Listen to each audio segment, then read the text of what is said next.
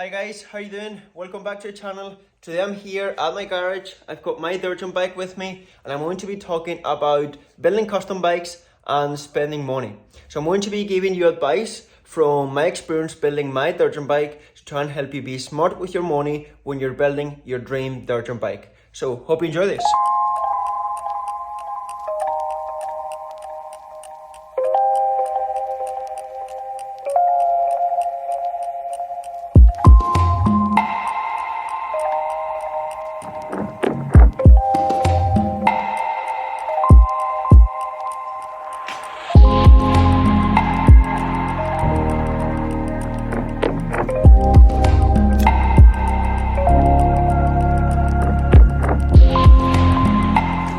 Seen any of my videos before, you might have noticed that I've never been in a garage. The reason being is 2 weeks ago I moved to a different location and I have a garage to store bikes and do videos. So you're going to see a bit of a messy background.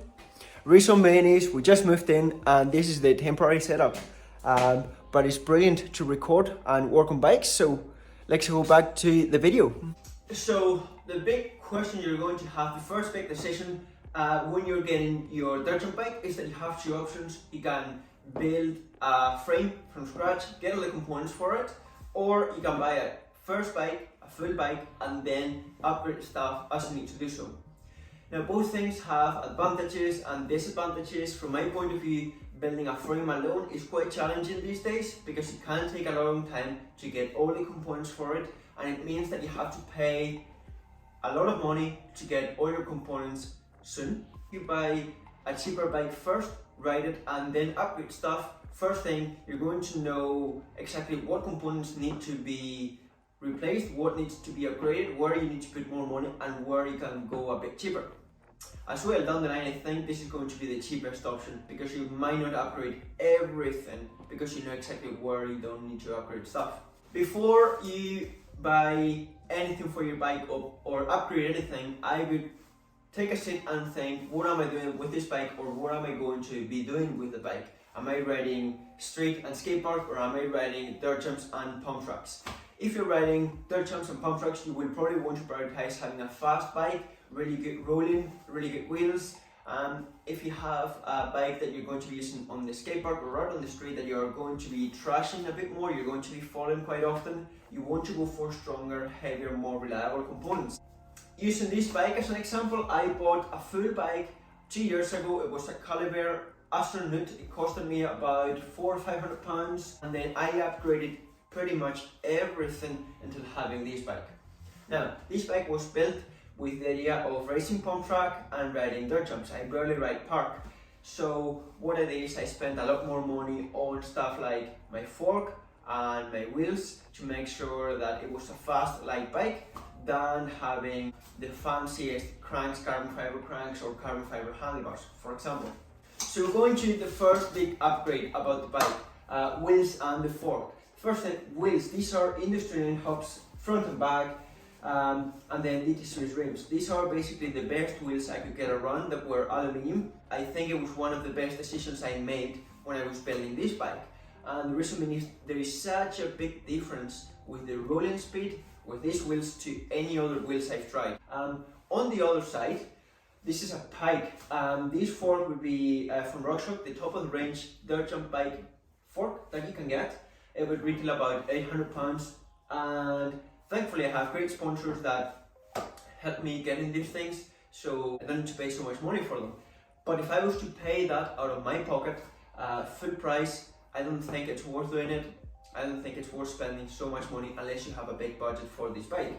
The reason being is this fork is pumped up to max PSI. It's super stiff, and if I had a fork that was £200, it would still be pumped up to max because these forks are meant to be really stiff. So doesn't matter which fork you're riding, cheap or expensive, it's going to be stiff, doesn't matter. So if I was on a budget, I would definitely not spend money on the fork. I would go for a cheaper fork, something strong, reliable. That is it, don't need anything else. Then the next thing is your drivetrain. So the combination of your bottom bracket, your crankset, and your chain. And because I'm riding pump track and dirt jumps where I barely pedal at all, I didn't want to spend money on having carbon fiber cranks or having a super good bottom bracket with good bearings, because it doesn't make a difference. It doesn't change my riding ability or my speed. In this case, I've got the cheapest Shimano bottom bracket that I could get. It was probably about 20 or 25 pounds. And same with the cranks. These are Shimano Dior's, about 70 pounds, and a cheap chain, single speed chain. That's all I needed. The one thing I did make sure is that I was getting the 165mm cranks. They are slightly shorter, and if I was doing bar spins or any other tricks, which I can't do, but if I was to do so, it would be easier because I wouldn't be catching the front of my foot with the wheel. The reason is this bike is quite short. We have the Cockpit Stem, handlebars, and the brake. So this is a big thing, with having the right width of your handlebars, the right rise, and the right length of your stem.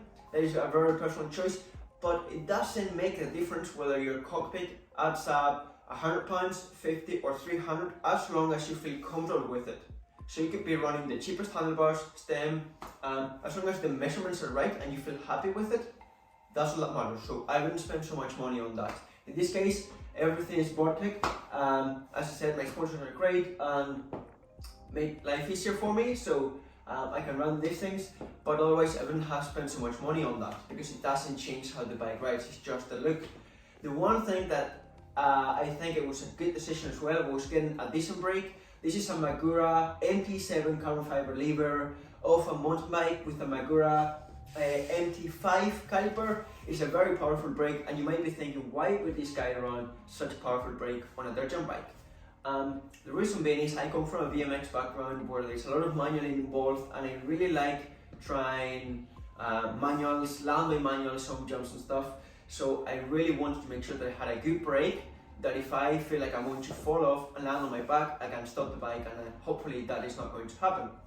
Otherwise, I would run a way cheaper brake, maybe a Shimano Dior that you can get for maybe 30 pounds, 40 if so you can make things a lot cheaper. And going into the contact points, grips and your pedals, this is the one thing where I wouldn't trade comfort for money. I would make sure that I'm fully comfortable, that I have the best feeling on the bike before going for something cheaper. You don't want to see your hand blowing off the handlebars if you have really cheap grips, or your feet coming off the pedals if you have cheap pedals. So in this case I went for Vortec. These are the metal version. They are awesome. Your foot really sticks to the pedal. The last two things before finishing your bike is your saddle and your frame. Saddles aren't very expensive, so these one costed me like 25 quid. But if you don't mind the look at all, for probably 10 pounds you can get a black standard saddle. That is it. Now your frame, you can get really fancy custom painted frames, or you can leave it as it comes. You can even spray the frame yourself, which isn't a bad option. In this case, what I did was one of my sponsors, J-Design Custom, painted this for me. The color was to match the aesthetics with the bike, and he put my name in some places, so really thankful for that.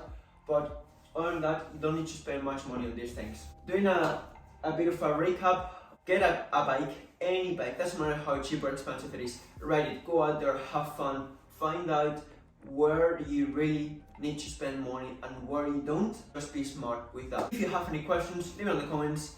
If you enjoyed the video, give it a like, subscribe if you're not subscribed yet, and see you in the next video or on the trails.